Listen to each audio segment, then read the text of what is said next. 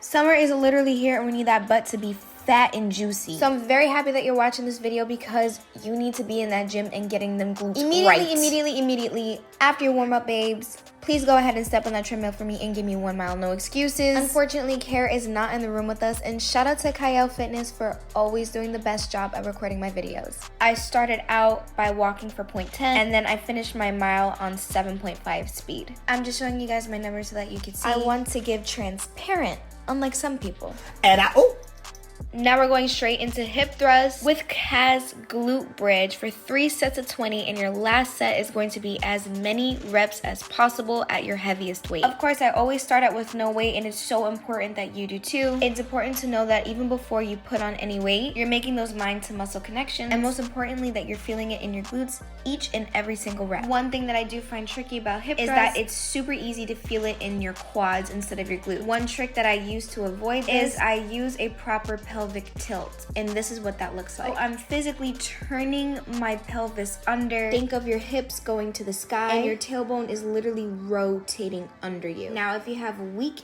quads or hamstrings, you may still feel it there, but it's more of a secondary feeling than a primary feeling. Now that I broke that down for you baddies, let's get into the form. I do want to make note beforehand that this particular hip thrust machine is extremely difficult because I'm pretty short and my feet don't reach all the way properly, so it puts an intense strain on my lower back. Most people I see who use this machine have this sort of pad, and mine doesn't have that, so we're just slaying this at a lighter weight because I kid you not, this literally feels like 2 plates. Anyways, let's get into the form. You're doing 1 full rep all the way down, and then followed by a calves glute bridge, which is basically just a half rep. The half rep is stopped at the point of tension, by the way. The key to getting through this is breathing properly. Inhale on the way down and exhale on the way up. Also put on some good music because you are going to need it. Because let me tell you something, 20 reps is not for the weak. Also, just to clarify, it's 1 full rep, then the calves glute bridge, and then that makes 1 full rep. You're welcome. So for my second set, I did a 25 and a 10 on both sides, and I definitely ate. Since I didn't have that extra padding, something that did help me was lowering my feet down so my thighs are closer to making that 90-degree angle. And I'm just gonna show you guys a comparison in my feet placement so you can see what I mean. Okay, baddies, so boom. The closer my feet were to me, the easier that it was for me to lift this movement, and it felt way more comfortable and less pressure on my back. And by the way, this was my second set. Yes, the warm-ups do not count as a set. I did a light 25 and a 10.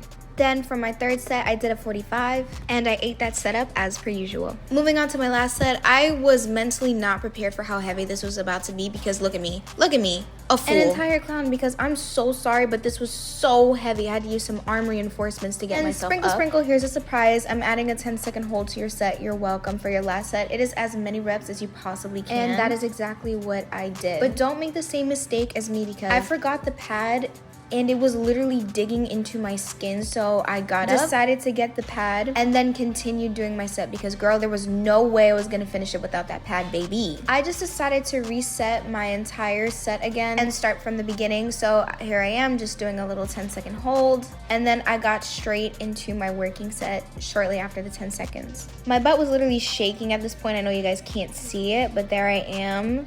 That was 1, that was 2, and that was done. No more reps were coming out of me for that one. It was so hard.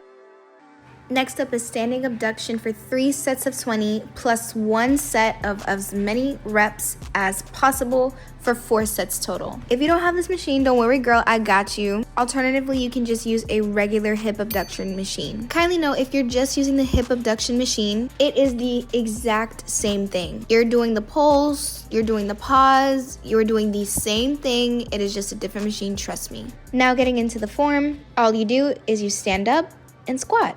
You're going to get into a position to where your knees are at a 90-degree angle and you're going to push outward. After you load on some weight, of course. Here I am just showing you what that pulse looks like. You're just stopping at the point of tension and then going all the way back out. I cannot stress this enough, but please do not overextend your abduction. You need to be feeling this in your glutes the entire time. And you have to bring your feet as close in as possible. Now I'm gonna go over the tempo of the pulse. Okay, so you're gonna go ahead and spread your legs and give me a nice 10-second hold. So it's just your legs stopping at the point of tension. You're not overextending and you're not underextending. And then now we're getting into the pulse. So it goes pulse, then open, pulse, then open, pulse, then open. And if you're a dancer, you're definitely gonna catch on to that one quickly.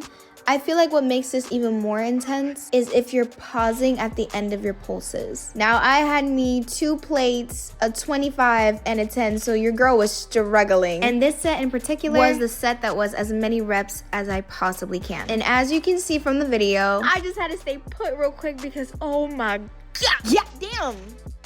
My glutes were on fire. So now, baby, you're gonna superset this exercise with a standing abduction. Believe it or not, it is the exact same form as a fire hydrant, except you're standing. And I'm not here to play around. I'm demonstrating this exercise at all angles without the weight so that you understand how to do this exercise correctly. So begin by finding yourself somewhere to support you. Your leg that is going to have the weight on it should have your knees closer to your chest. That way, when you abduct, it's felt in the upper glutes. So here's that again from the other perspective, bending the knees. As you can see, my knees to my chest, like I had said before. Make sure that your chin is kind of following that knee so that your entire upper body is moving with you. It's one solid flow and motion. And now that there's an understanding of what you're doing, do not ever in your life of your existence, ever not pick up a weight, because that's embarrassing. Grow up and pick up a 25. Minimum, please and thank you. So there I am doing the form as discussed for 4 sets of 12. And this is done immediately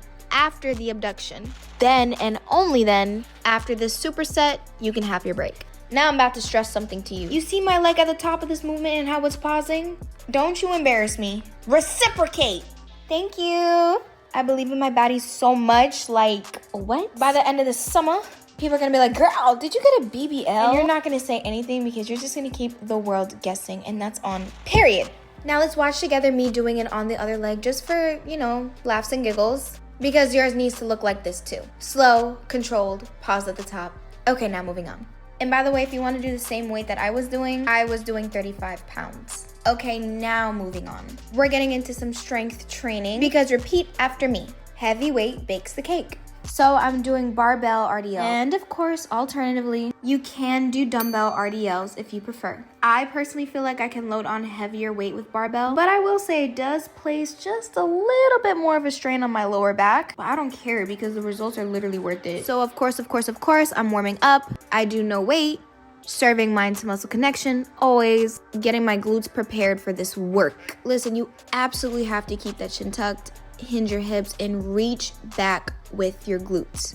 I try to think of it like sitting down on a far chair. So for my first set, I did 35 pounds. Another thing that helps me lift the weight is having one palm facing forward, the other one facing back. Because let me tell you something. If you lack grip strength like me, this helps out so much. So I love this hand placement real bad. Another tip is to try to keep the bar as close to your legs as possible. Now, if you think of it, it's almost like I'm shaving my legs. So please do the same and reciprocate. Also, I was wearing a belt just to help with my back because your girl has scoliosis and it keeps me from hyper or hypo extending my back. Yeah, for my second set, I did a 45 and a 25. And then for my last set, I did a 35 on both sides. And please continue to argue in the comments because I'm not doing boy math. It will forever be 2 35s on both sides. You do the math, okay? I'm literally just a girl. So because this weight was big on the heavier side, it's harder for me to keep the tension the whole time. But nonetheless, the work was done. And I completed the 3 sets of 12, and please try to go the heaviest that you could possibly go. It's really gonna help grow your glutes, please. Now at this point, child, your glutes better be sore at this point. But I'm throwing in the last thing, best thing, and this is one of my personal faves, glute extension for 4 sets of 20. Since I just came from the barbell RDLs, I'm doing intense, but giving finisher intense, you know what I'm saying?